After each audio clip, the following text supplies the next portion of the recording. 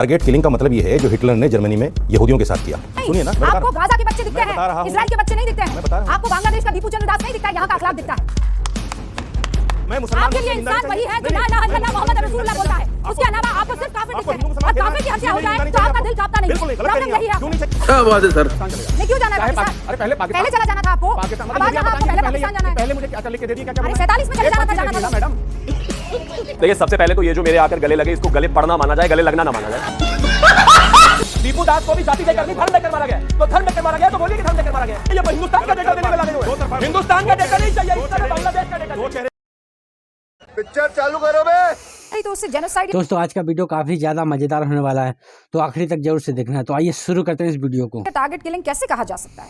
चलिए मैं आपकी बात मान लेता हूं कि उसे टारगेट किलिंग कहते हैं। तो फिर यहाँ हिंदुस्तान में मुसलमानों को जय श्री राम का नारा लगाकर मारा जा रहा है। करीब 50 मुसलमानों को मौत के घाट उतार दिया गया है।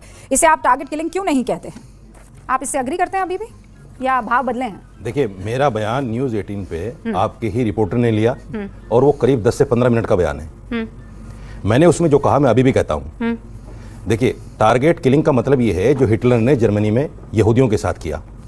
जो इजराइल गाजा में कर रहा है, मासूम बच्चों को साथ 60 से 70 हज़ार बच्चे मार दिए गए, 1.5 लाख मुसलमान मर गए, 30 लाख मुसलमान बेघर हैं। अच्छा हैं जैसे हिंदुस्तान में भी हो रही हैं।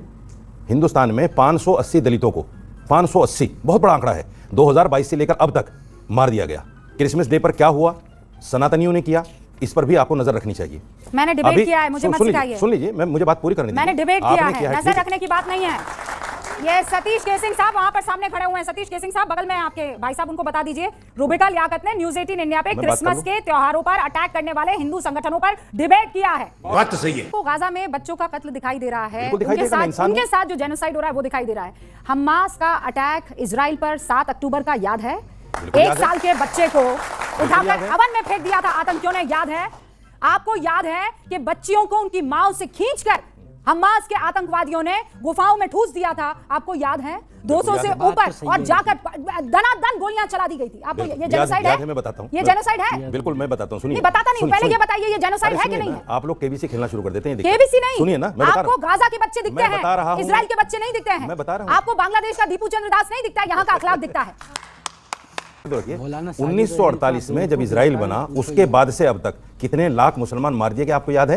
अच्छा, याद है? बांग्लादेश में कितने हिंदू मार दिए गए, आपको याद है? मुझे याद है। कितने मार? मैंने निंदा की सबकी। नहीं, निंदा आज भी निंदा करता हूं। आपकी निंदा को रशीदी साहब आप अपने जेब में रख दीजिए। सुनिए सुनिए, आपकी निंदा नहीं चाहिए। आपकी निंदा नहीं क्यों नहीं चाहिए? क्योंकि क्यों मैं बताती हूं, आपकी निंदा इसलिए नहीं चाहिए मैं इंसान नहीं हूं, क्योंकि आप मुझे इंसान का दुख नहीं होता। आप गलत कह रही हैं। आपकी निंदा नहीं चाहिए। आपको इंसान तब दिखता है जब निंदा क्यों नहीं चाहिए? आपको इंसान तब दिखता है मैं मुसलमान जब कलमा गो होता है। मैं मुसलमान आपके लिए इंसान वही है जो ला इलाहा इल्लल्लाह मोहम्मद रसूलुल्लाह बोलता है। उसके अलावा आपको सिर्फ काफिर दिखते हैं और काफिर की हत्या हो जाए तो आपका दिल कांपता नहीं। बिल्कुल नहीं, गलत प्रॉब्लम यही है। क्यों नहीं चाहिए? क्या बात है सर? भी कलमा गो है। आप मुझे फराज भाई मुझे ये बताइए, जब मैं कह रहा हूं मुसलमान भी नहीं हो मोहम्मद सकते, रसूलुल्लाह कहने वाले लोग, उनको खौफ नहीं आएगा जब नारा तकबीर अल्लाहू अकबर कह के किसी लाश को इस तरीके से जला दिया जाएगा?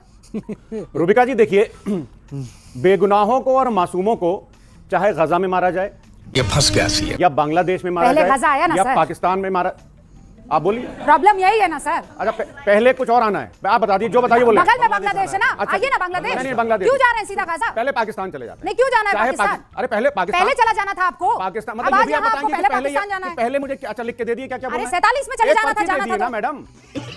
प्रॉब्लम त्यागी, शिवम त्यागी, दीपू चंद दास आपको दिखाई देते हैं, अखलाक तबरेज नहीं दिखाई देते हैं। उल्टा हो रहा है यहाँ पर, उनको वो दिखाई देता है, आपको ये दिखाई देता है। देखिए, सबसे पहले तो ये जो मेरे आकर गले लगे, इसको गले पड़ना माना जाए, गले लगना ना माना जाए।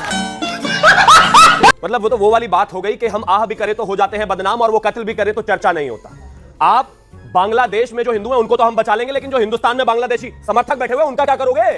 वो हिंदुस्तान में बैठकर बांग्लादेश की वाहवाही कर रहे हैं। अब कमाल की बात देखिए, एक बांग्लादेश में जहां 22-26% से घटकर जो है हिंदू खास तौर पर 7-8% पर आ गए, वो इनको जेनोसाइड नहीं लगता। पाकिस्तान में पूरे 30% से हटकर 1.5% पर आ गए, वो इनको जो है जेनोसाइड नहीं लगता। लेकिन हिंदुस्तान में अगर कुछ लोगों की जो है लिंचिंग हुई है वो इनको याद है, मैं कहता हूं वो भी लिंचिंग हुई है, बिल्कुल गलत नहीं होनी चाहिए। लेकिन जब आप वहां के जेनोसाइड और यहां के किसी एक लिंचिंग को एक ही लाइन में रख देते हैं तो आप इस देश के भी गद्दार हैं, नहीं रखना चाहिए। मेरे बड़ी अच्छी बात कही है। कहा कि दलितों का नाम, मैं कहता हूं ना ध्रुवराज त्यागी, अंकित शर्मा, नथा लाल, इसके अलावा लाइन है। और किसी ने जाति धर्म देकर नहीं मारा। और सुनिए, दीपू दास को भी जाति देकर नहीं धर्म देकर मारा गया है। तो धर्म देकर मारा गया है तो बोलिए कि धर्म देकर मारा गया है। इसमें भी मतलब कमाल बात हो गई, यहां पर भी जाति घुसा रहे। अब आ गया एक विषय बहुत साफ है, जहां तक बात बांग्लादेश के लिए है, इस हिंदुस्तान के 140 करोड़ लोगों की तरफ से एक ही आवाज उठनी चाहिए। जब इस देश में कोई लिंचिंग होती है, मैं आपके साथ खड़ा हूं, बिल्कुल आवाज उठाने के लिए तैयार, लेकिन इस तरह का दो तरफा रास्ता नहीं चलेगा। अंशुमन त्यागी, आप तो, आपकी तो सरकार है ना, आवाज तो ये लोग उठा लेंगे ना। आप आवाज उठाएंगे तो क्या फायदा आपको चुनने का फिर लोगों का? आवाज नहीं उठाएंगे, केवल आवाज ही उठाएंगे, नहीं केवल आवाज नहीं उठाएंगे, कोई स्टेप भी उठाएंगे, केवल आवाज। बात तो सही है। राज भाई ने क्या कहा कि इंदिरा गांधी ने पैदा कर दिया बांग्लादेश, है ना? आप वो आइडिया दे रहे हैं, क्या वैसा कुछ हो सकता है? क्या फराज किदवई को क्या पता कुछ और पैदा होने वाला हो फिर से? उससे पहले बताया थोड़ी जाता है भाई। कमाल बात है। अब आ गया आपके बीच में बोला, मैं आपके बीच। लेकिन इनकी जो ये रोने हैं ना, ये सब फर्जी है, ये झूठे हैं, ये एक तरीके से आपको सिर्फ दिखाने के लिए का एग्जांपल दे रहा हूं आपको। जब इसी देश में बांग्लादेशियों को लाने के लिए ये सरकार सीएए का कानून लेकर आई, तो इन्हीं के नेता खड़े होकर कहते थे कि नहीं नहीं बिल्कुल नहीं लाया जाना चाहिए, इस देश में धर्म के आधार पर कोई कानून नहीं आना चाहिए। ये बड़ी अच्छी बात कही है। लेकिन गद्दारी इसी को कहते हैं कि हिंदू मारा जा रहा है बांग्लादेश में, ये हिंदुस्तान का डेटा देने में लगे हुए हैं। हिंदुस्तान का डेटा नहीं चाहिए, इस तरह बांग्लादेश का डेटा चाहिए। बताइए वहां नहीं चैलेंजेस है। मैं मानता हूं वो हिंदू है, मैं मानता हूं हिंदू है। बांग्लादेश में दलित मारा जाए उसके साथ तो खड़े हैं, हम यहाँ भी खड़े हैं, मैंने लेकिन आप एनसीआर भी कटा नहीं, था, हम यहाँ आवाज उठाई। एक सेकंड। ये 2022 से अब तक के केस हैं। क्या बात करते हैं? मजा आया। दोस्तों, अगर आप लोगों ने यहाँ तक वीडियो देखा है तो मुझे उम्मीद हो आप लोग को जरूर से पसंद आया होगा। अगर पसंद आया तो कृपया इस वीडियो को लाइक करके चैनल को सब्सक्राइब जरूर से कर देना और अपनी राय कमेंट बॉक्स में देना ना भूलिएगा। तो फिर मिलते हैं अगली वीडियो में।